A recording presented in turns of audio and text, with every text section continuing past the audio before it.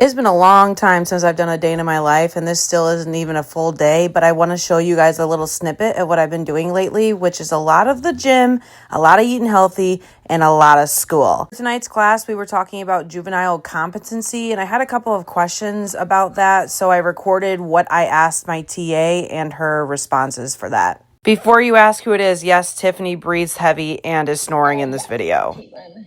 I did have a question again about the juvenile competency. I know that we said that there's some stipulations with that because they are so young. But what are some of the questions that we're going to want to ask that differs from the adult? Because some kids, like you said, will show pictures and like be like, this is the court, this is the judge. Like, do you understand this?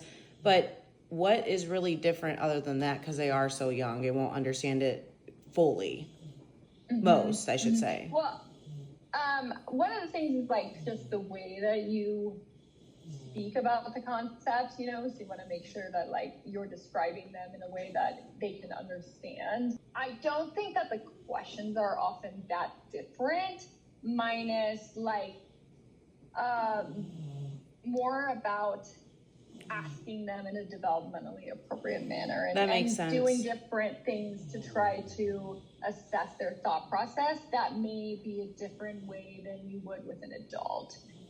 So I had like, one youth where I used kind of a basketball metaphor to try to explain a plea deal. And in situations like that, where are you describing like how you use the basketball term in your report? Do you have to be nitty gritty and say like, this is how I explained it to them in case something were to come up again with that? Just because I know like with an adult, you would ask the questions, they either know it or not after giving the information.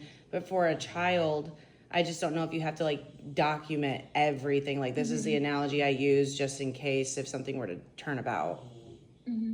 I usually don't make it super detailed, but I'll make a broad statement. For example, saying like metaphorical analogies or hypothetical situations were utilized to assess. Okay. So you can kind of talk about it without actually like putting a lot of detail about the exact thing you did and what they said and all of that. Okay. Thank you.